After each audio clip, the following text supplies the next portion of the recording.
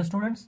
तो आज हमारा जो टॉपिक है वो है rectangular components of a vector. सबसे पहले तो हम इसकी डेफिनेशन देख लेते हैं। तो डेफिनेशन इसकी ये है कि the component of a vector which are mutually perpendicular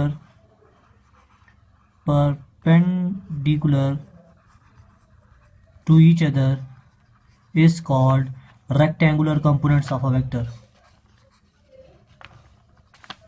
तो अब इस डेफिनेशन का मतलब क्या है?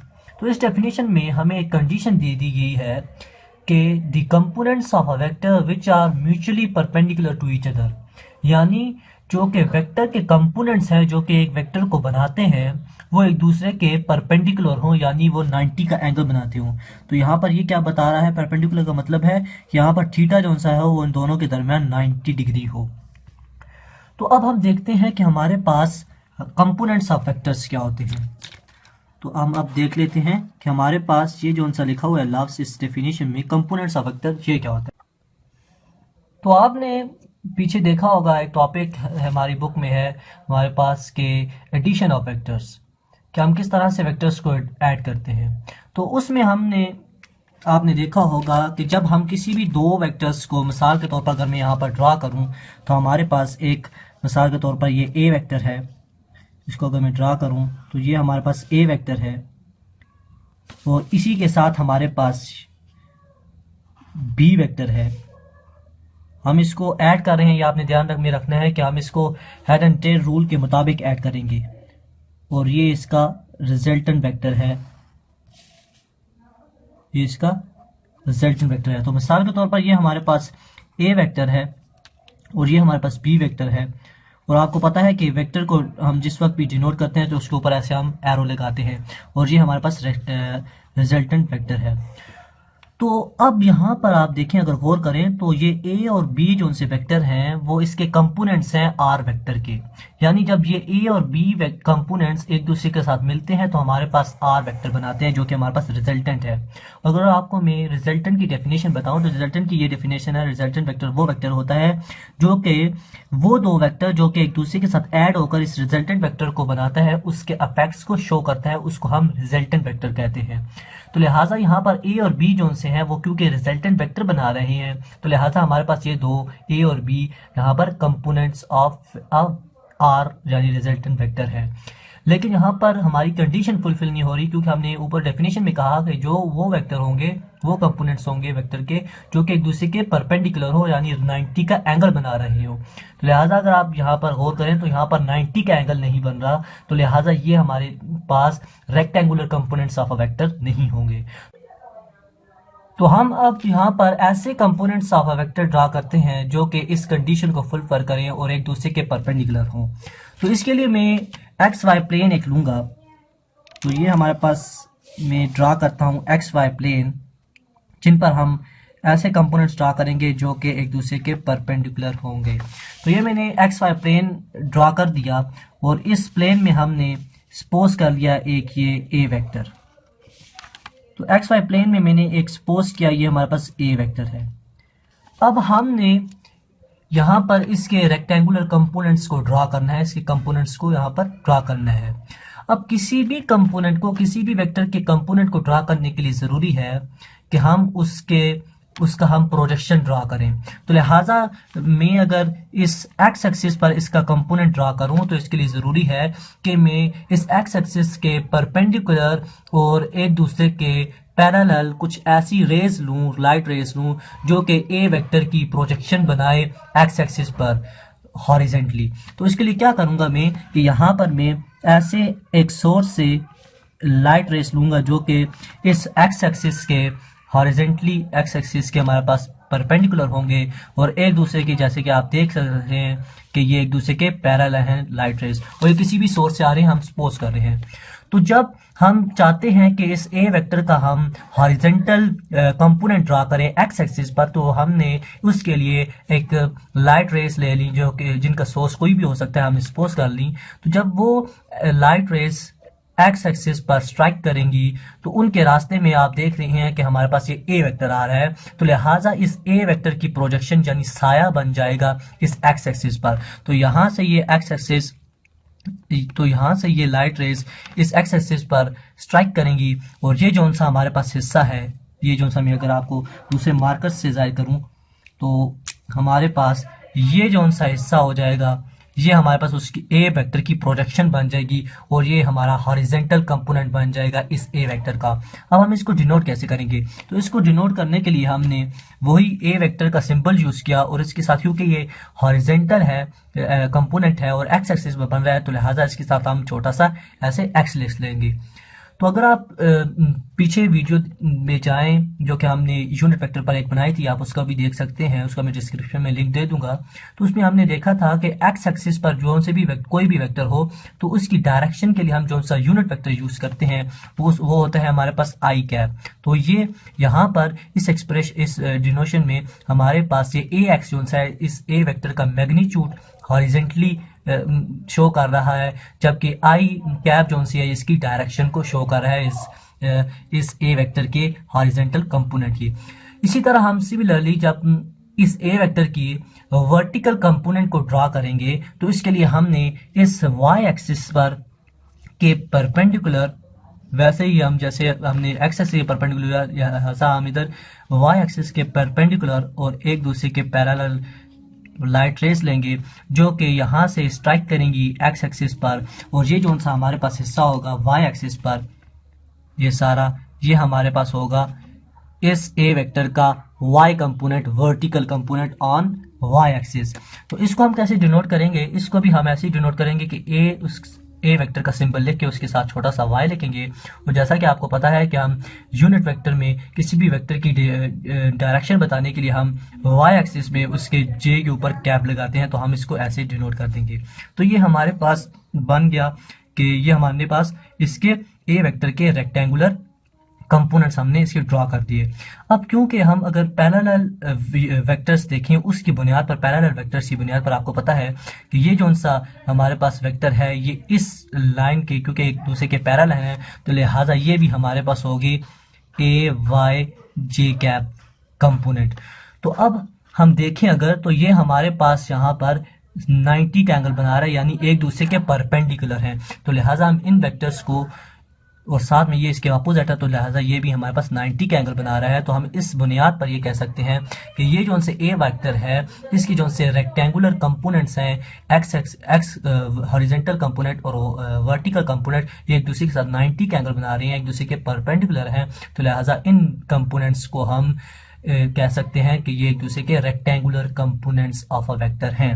अब इसके लिए जरूरी है कि हम इन वेक्टर्स को जब भी ऐड करें, इनके कंपोनेंट्स निकालें, तो हम इसके लिए इसके हेड एंड टेल रूल के मुताबिक इनको एडिशन करें। जैसा कि आप देख रहे हैं कि हेड एंड टेल रूल के मुताबिक ये है कि फर्स्ट वेक्टर का जो सा हेड है वो दूसरे, जबकि दूसरा जो सा हम वेक्टर ऐड कर रहे हैं तो उसकी टेल जो है दूसरे वेक्टर की वो पहले वेक्टर के हेड के साथ ऐड होनी चाहिए, तो हमारे पास एक रिजल्टेंट वेक्टर बनता है। जैसा कि आप देख रहे हैं कि मैंने इनको ऐसे ही ऐड किया है। तो इस बुनियाद पर हम यहाँ पर एक इक्वेशन लिख सकते हैं कि जो कि हमारे पास रिजल्टेंट ए वेक्टर निकाल सकती है। तो हमारे पास इक्वेशन ऐसे बनती है कि हमारे पास ए वेक्टर इक्वल होगा उसके वेक्टर्स कंपोनेंट्स जो हैं जो कि उसको बना रहे हैं उसके सम के इक्वल होंगे। तो हमारे पास ये आ जाता है ए x I cap plus A Y J cap. तो ये हमारे पास एक इक्वेशन बन गई है जिसके जरिए से हमारे पास ये यहाँ पर जाहिर हो रहा है कि हमारे पास जो सा ए वेक्टर है वो उसके कंपोनेंट्स के रेक्टेंगुलर कंपोनेंट्स के सम के इक्वल है। तो इस तरह से हम किसी भी वेक्टर्स के को डिफाइन कर सकते हैं उसके रिजल्टेंट को। और अब अगर हमें यहाँ पर इसका मैग्नीट्यूड फाइंड करना चाहूँ, इन कंपोनेंट्स का मैग्नीट्यूड फाइंड करना चाहूँ, तो इसके लिए मैं एक रिलेशन यूज करूंगा कि मैं यहाँ पर कॉस थीटा यूज करूंगा। तो मैं लिखूंगा यहाँ पर कॉस थीटा फॉर, मैं अगर इधर लिखूं फॉर ए एक्स, यानी हॉरिजॉन्टल कंपोनेंट के लिए अगर मैं हॉरिजॉन्टल कंपोनेंट का मैं अगर मैग्नीट्यूड फाइंड करना चाहूँ तो उसके लिए मैं यूज करूंगा रिलेशन कॉस थीटा। आपको पता है कि इक्वल होता है बेस ओवर हाइपोटेन्यूज। तो हमारे पास बेस क्या है ए एक्स जबकि हमारे पास आई हाइपोटेन्यूज क्या है, ए, यानी ए वेक्टर का मैग्नीट्यूड। तो ये हमारे पास इक्वेशन आ गई, रिलेशन आ गया कि हम ए वेक्टर को सॉरी हॉरिजेंटल कंपोनेंट ऑफ किसी भी वेक्टर के हम उसका मैग्नीट्यूड फाइंड कर सकते हैं। तो अगर इसको मैं इक्वेशन को रीअरेंज करके लिखूं तो हमारे पास ए एक्स वेक्टर जो है जिसका कंपोनेंट सॉरी मैग्नीट्यूड हमने फाइंड करना है वो हमारे पास इक्वल हो जाएगा कॉस थीटा ए के इक्वल। यानी हम इस रिलेशन से हम किसी भी हॉरिजेंटल कंपोनेंट वेक्टर के हम उसकी मैग्नीट्यूड को फाइंड कर सकते हैं। सिमिलरली अगर हम देखें y कंपोनेंट का मैग्नीट्यूड फाइंड करने के लिए, तो उसके लिए हम यूज करते हैं ट्रिग्नोमेट्रिक रेशियो जो सी है वो हमारे पास होती है साइन थीटा।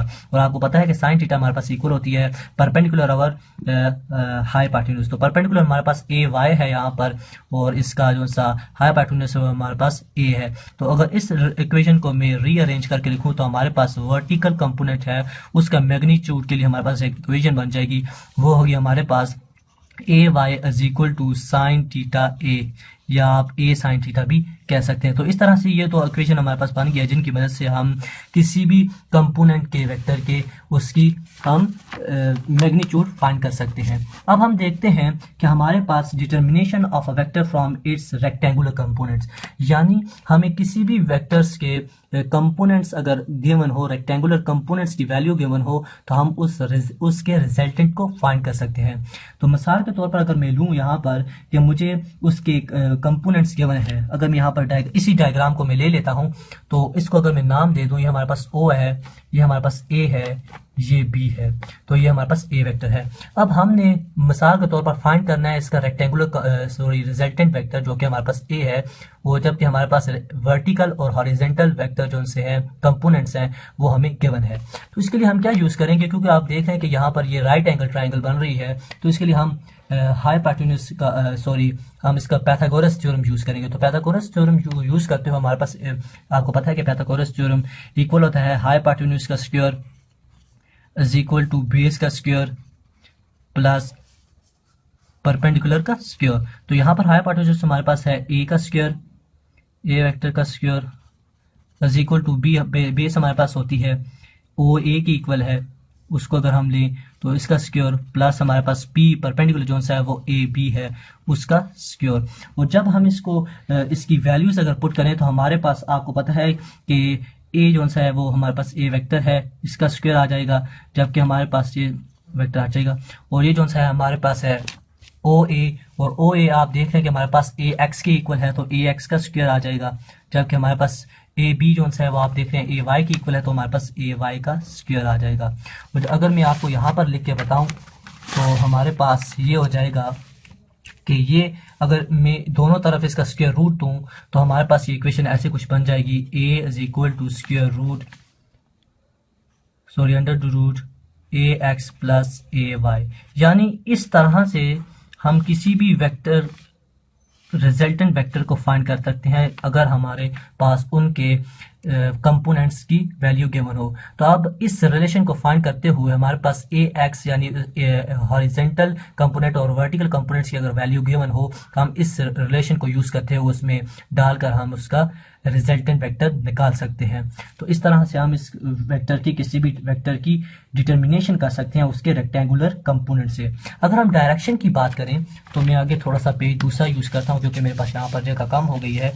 तो हमारे पास अगर मैं बात करूं डायरेक्शन की, मैं यहाँ पर लिखता हूं फॉर डायरेक्शन। तो डायरेक्शन की हमारे पास क्या होगी, तो डायरेक्शन के लिए सपोज करते हैं कि हमारे पास एक एंगल वेक्टर है ए, यही वेक्टर आप अगर लें हमारे पास यही वेक्टर जो कि हमारे पास थीटा एंगल बना रहा है, और थीटा एंगल हमने फाइंड करना है एक्स एक्सिस के साथ अगर ये बना रहा है तो हम इसको कैसे फाइंड करेंगे।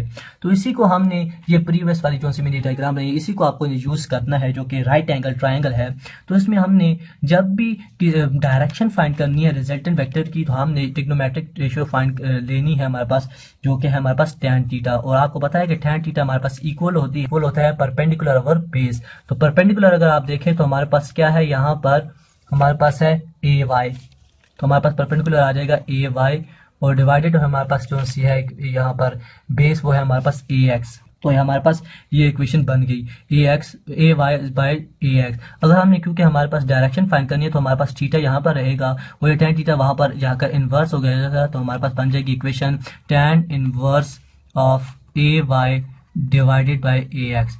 यानी इस इक्वेशन को यूज करते हुए हम किसी भी रिजल्टेंट वेक्टर की डायरेक्शन को मालूम कर सकते हैं। और ये जरूरी है कि ये जो सा थीटा है हमारे पास बन रहा हो विद दी एक्स एक्सिस, तो ये हमारे पास एक्स एक्सिस के साथ बनना जरूरी है।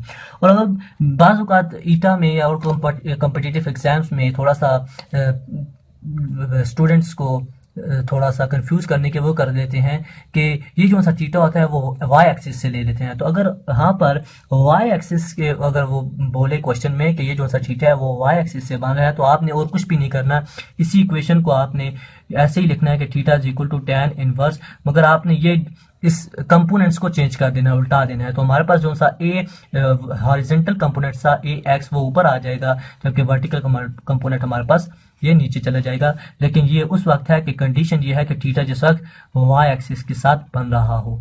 तो इस डायरेक्शन के जो सा मैंने आपको बताया रिलेशन, तो इसको मैं दोबारा से आपको बता देता हूँ ताकि आपके ज़हन में अच्छी तरीके से बैठ जाए। तो डायरेक्शन मालूम करने के किसी भी रिजल्टेंट वेक्टर के लिए तो हमारे लिए जरूरी है कि हम ट्रिग्नोमेट्रिक रेशो यूज करें tan थीटा। तो हमें पता है कि tan थीटा हमारे पास इक्वल होता है परपेंडिकुलर ओवर बेस। तो परपेंडिकुलर हमारे पास यहाँ पर आ गई ए वाई और बेस हमारे पास है ए जेड। और जिस वक्त हम थीटा निकालना चाह रहे हैं, इसका एंगल फाइंड करना चाह रहे हैं, तो tan हमारे पास उधर जाएगा और इनवर्स हो जाएगा और हमारे पास ये रिलेशन बन जाएगा। और इसके लिए जरूरी है कि ये थीटा जो है वो एक्स एक्सिस पर लाई करता हो। अब हम तो ये हमारे पास होल टॉपिक था कि किस तरह से हमारे पास रेक्टेंगुलर कंपोनेंट्स ऑफ वेक्टर को हम फाइंड करते हैं या उसकी इक्वेशन बनाते हैं, उसको कैसे डिफाइन कर सकते हैं। तो ये होल टॉपिक था, मैंने कोशिश की अपनी तरफ से कि आपको अच्छी तरीके से समझा सकूं। इसमें बहुत ही नंबर ऑफ क्वेश्चंस बन सकते हैं ईटा या नीट के हवाले से, तो आपने इसके छोटे छोटे पॉइंट्स को भी ध्यान में रखना है, इस वीडियो को गौर से देखना है, ये आपके लिए अच्छा मौका है। और जहाँ से आपको समझना है वीडियो को पॉज करें, रिवाइंड करके दोबारा से देख लें। तो यही था आज की वीडियो से। अगर आपको ये अच्छी लगी तो इसको लाइक करें और ज़्यादा से ज़्यादा शेयर करें, हमारे चैनल को सब्सक्राइब करें ताकि ऐसी नॉलेज से भरपूर आपके लिए वीडियोस लेके आते रहें। तो इंशाल्लाह अगली वीडियो में मुलाकात होगी। Thanks for watching. अल्लाह हाफिज़।